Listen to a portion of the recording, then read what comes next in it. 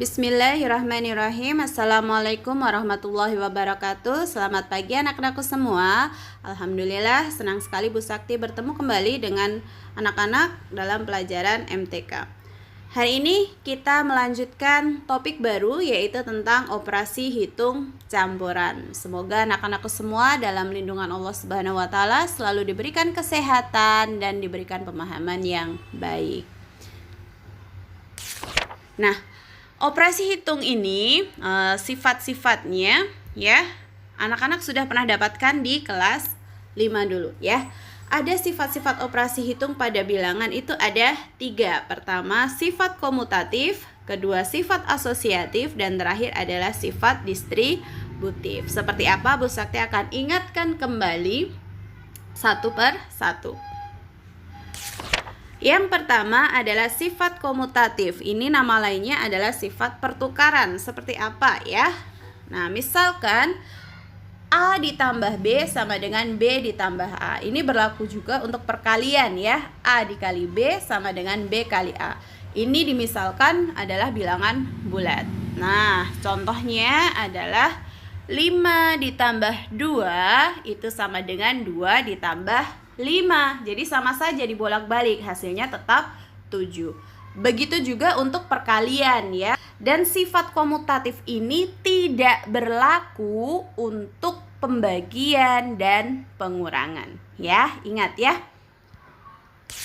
Kemudian yang kedua yaitu sifat asosiatif atau sifat pengelompokan. Nah, seperti biasa, misalkan Bu Sakti punya A ditambah B dalam kurung ditambah C. Nah, itu sama saja ya dengan A ditambah dalam kurung B ditambah C. Nah, ini berlaku juga untuk perkalian. Seperti apa Bu Sakti akan contohkan. Misalkan di dalam kurung ada 5 ditambah 2 kemudian ditambah 4. Nah, ini hasilnya akan sama dengan 5 ditambah dalam kurung 2 tambah 4. Hasilnya sama-sama 11 gitu ya nak ya. Nah, ini berlaku juga untuk perkalian gitu. 4 dikali 3 dalam kurung dikali 2. Nah, sama juga dengan 4 dikali 3 dalam kurung kali 2 gitu ya nak ya. Hasilnya sama-sama 24.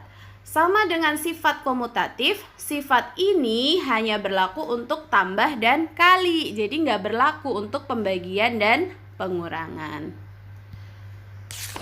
Kemudian yang terakhir adalah sifat distributif terhadap perkalian. Nah, ini seperti ini ya, misalkan A dikali B ditambah C, perhatikan tandanya. Ini akan sama dengan A kali B dalam kurung ditambah A kali C. Ini untuk penjumlahan. Nah, sekarang untuk pengurangan. A kali B dalam kurung B kurangi C gitu ya. Nah, itu sama dengan A kali B dikurangi A kali C. Contohnya misalkan seperti ini. 3 dikali 5 ditambah 2 di dalam kurung. Nah, hasilnya akan 3 dikali 5 ditambah 3 dikali 2. Baru kita hitung ya, 3 kali 5 itu 15, 3 dikali 2 itu 6, baru ditambahkan. Hasilnya 21. Pengurangan pun juga sama ya nak ya, tinggal dikalikan tadi ya, dikeluarkan, diganti pengurangannya. Nah, kegunaan sifat-sifat operasi hitung itu untuk apa sih gitu. Nah, sifat-sifat operasi hitung bilangan ini itu akan membantu untuk mempermudah kalian melakukan perhitungan gitu ya nak ya. Jadi hitungannya kalian akan lebih cepat. Nah, operasi hitung campuran sendiri aturannya ini di kelas 5 sudah pernah. Pengerjaan dalam tanda kurung itu didahulukan. Kemudian tanda kali dan bagi itu sama kuat. Jadi kerjakan dari sebelah kiri. Yang ketiga, tanda tambah dan kurang itu juga sama kuat. Jadi dikerjakan dari sebelah kiri. Nah, yang terakhir, perkalian dan pembagian itu lebih kuat dari penjumlahan dan pengurangan. Jadi yang dikerjakan lebih dulu jika ada perkalian dan penjumlahan, kerjakan dulu perkaliannya. Sebagai contoh, Bu Sakti berikan 20 dikali 6 dibagi dalam kurung 2 tambah 3. Nah, ini ada tanda kurung, maka ini dikerjakan dulu yang tanda kurungnya ya.